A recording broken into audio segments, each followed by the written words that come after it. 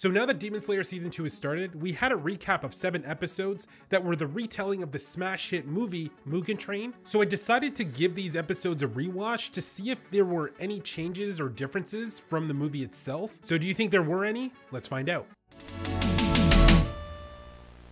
I'm just so pumped that Demon Slayer is finally back on our screens every single week, and Season 2 is killing it so far, despite a few slow episodes. But before I make a video discussing Season 2, let's review Mugen Train.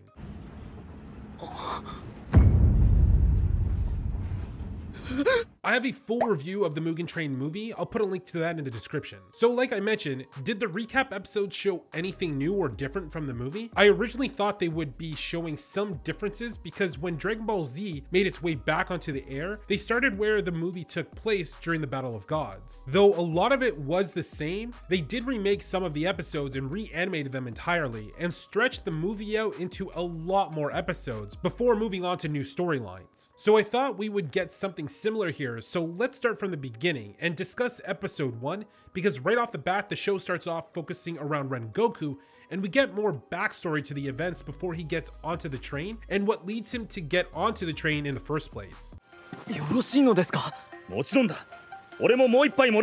Rengoku is eating at a small noodle shop, and that's where he finds out that the train was taken offline because of things that happened in the past with demons, and it's affecting some local areas because they are having less people show up in the cities, and so naturally that affects people's income levels. I really like these two characters that they introduced into this episode that we don't get to see in the movie, and that's this grandma and her grandkid selling sake and unpan, which is this little red bean bun thing that's honestly delicious. But because of the trains being down and word of demons are around, a lot less people are making their way to the station, so they've been struggling to sell basically anything. I like this little dynamic that they set up for Rengoku because it allows us to spend more time with him, seeing just how kind he is, because we see him buying all the bento boxes that they had to sell and bringing them to the crew who are working on the train as a nice gesture. We can already see Rengoku is always putting others ahead of himself and always trying to help everyone he possibly can, and always doing it with a massive smile on his face. We do get introduced to a demon whose ability seems to be speed, and he is trying to hurt the people fixing the train. But again, Rengoku in his typical fashion is always smiling and laughing. One thing to notice though is this type of behavior is also psychological because it makes the people around you who are scared less scared. When there's a terrifying situation going on, if there's someone calm and confident around, it gives those people around them a sense of hope that everything will be okay because seemingly they will be able to handle the situation. Well, that is most definitely the case because Rengoku handles this demon pretty easily, but since the demon is so quick, he finds out where those bento boxes are from and makes his way back to the train station to kill the old lady and the kid as revenge towards Rengoku. The thing I enjoyed the most about this part was we were to believe this demon was insanely fast, but we then see that Rengoku is on another level entirely in terms of speed, and just how insanely powerful a Hashira really is. Rengoku of course gets back in time to save the lady and kid, and he knows that this demon was simply a distraction, so this is how it kicks off the events to the Mugen Train in order to find out who this other demon is lurking in the background. So the funny part is, everything I was discussing is all within the first episode, and so I thought we were going to get some more changes since the entire first episode was nothing from the movie. I also thought with it being 7 episodes for the entire Mugen Train arc, that we would maybe get some other new content sprinkled in that maybe the movie wouldn't have touched on. But in saying that, I was wrong. The following 6 episodes are beat for beat just the Mugen Train movie itself. So if you've seen the movie, then you've seen the next 6 episodes. And when I say beat for beat, I mean literally they simply took the Mugen Train movie and just sliced it up into episodes. Now, I'm not saying that's a bad thing, and overall was probably a good idea despite the movie literally shattering records at the box office for an anime movie. It was still the right decision to retell the arc before moving forward into the next arc, which I will be making a video on, so stay tuned for that. Though staying on topic for now, in case somebody didn't actually see the movie, this was important because it lets somebody else get to know who Rengoku is, and it will help with the development for Tanjiro as he learns more about his flame dance abilities. Now, just in case somebody watching this hasn't seen the ending to Mugen Train, let me just say spoiler warning for now.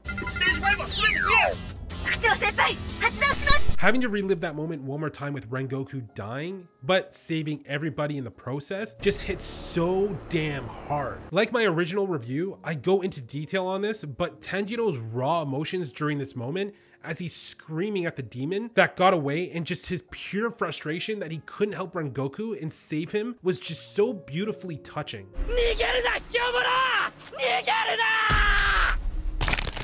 If you do want to find out which of your friends is a sociopath, then get them to watch Mugen Train, and if they don't display any emotions at the end, then you know which of your friends is a sociopath. It still sucks losing Rengoku because he was such a cool character, but from a storytelling perspective, I get it.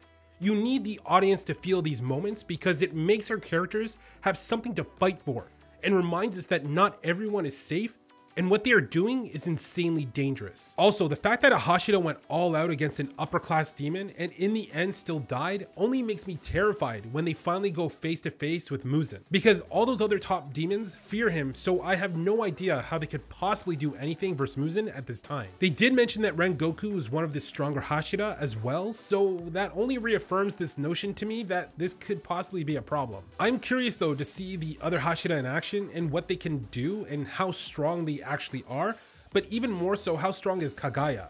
As the leader of the Demon Corps, maybe he is on a similar level to Muzan, and that possibly could just even the playing field a bit. I haven't read the manga, so I'm not sure exactly where things go from here, and I'm currently watching the Entertainment District arc, which I will do a video on that for another day, but I hope we get to see the rest of the Hashira in action soon. The one I'm honestly most excited to see in action that has had almost zero presence in the anime so far is Tsunami.